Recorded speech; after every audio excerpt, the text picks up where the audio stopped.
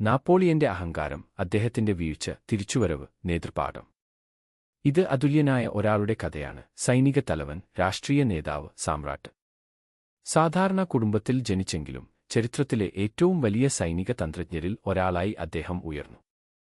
തന്ത്രനൈപുണ്യവും ധീരമായ തീരുമാനങ്ങളും കൊണ്ട് അനവധി യുദ്ധങ്ങൾ ജയിച്ചു. രാജ്യവും നിയമപരവും സാമൂഹികവുമായ രംഗങ്ങൾ മുഴുവൻ അദ്ദേഹം പുനർനിർമ്മിച്ചു. എന്നാൽ വിജയത്തിനും വലയങ്ങൾ ഉണ്ട്.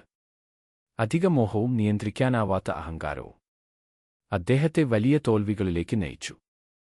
തുടർച്ചയായ പരാജയങ്ങൾക്കൊടുവിൽ അദ്ദേഹം സിംഹാസനം രാജിവെച്ചു. ഒരു ചെറു ദ്വീപിലേക്ക് നാടുകടത്തപ്പെട്ടു. രാജ്യം വിടുന്നതിനു മുമ്പ് കൊട്ടാരത്തിൽ താമസിക്കുമ്പോൾ അദ്ദേഹം ഭാരമായ വിഷാദത്തിലായി. അപമാനിതനും പ്രത്യാശകളില്ലാതെയും ജീവിതം അവസാനിപ്പിക്കാൻ തീരുമാനിച്ചു. വർഷങ്ങൾക്കു മുമ്പ് അടിയന്തര സാഹചര്യങ്ങൾക്കായി ഡോക്ടർ നൽകിയിരുന്ന വിഷക്കുപ്പി ഉണ്ടായിരുന്നു. അതെടുത്ത് 6 മടങ്ങ് മാരകമായ അളവിൽ വിഷം കുടിച്ചു. പക്ഷേ വിധിക്ക് വേറെ പദ്ധതിയുണ്ടായിരുന്നു. അദ്ദേഹത്തിന്റെ ശരീരം അതിനെ ശക്തമായി നിരസിച്ചു. അതിശക്തമായ ഛർദിയും അസഹ്യമായ വേദനയും അനുഭവപ്പെട്ടെങ്കിലും അദ്ദേഹം ജീവിച്ചു തന്നെ. അഹങ്കാരം തന്നെയാണ് വിഷം കുടിക്കാൻ അദ്ദേഹത്തെ പ്രേരിപ്പിച്ചത്.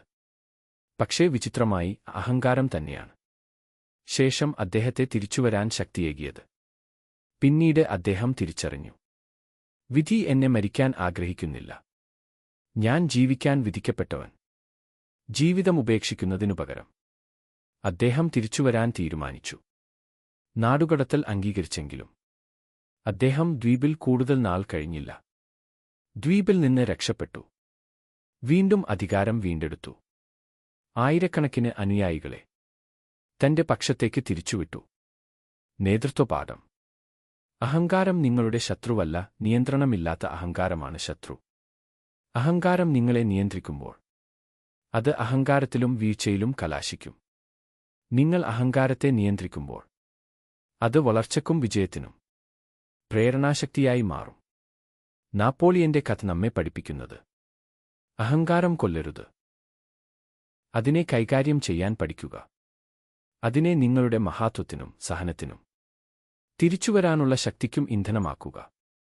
ഓർക്കുക, വിജയം ഒരിക്കലും വീഴാതിരിക്കലല്ല, ഓരോ വീഴ്ചയ്ക്കും ശേഷം കൂടുതൽ ശക്തിയായി ഉയർക്കുന്നതാണ്.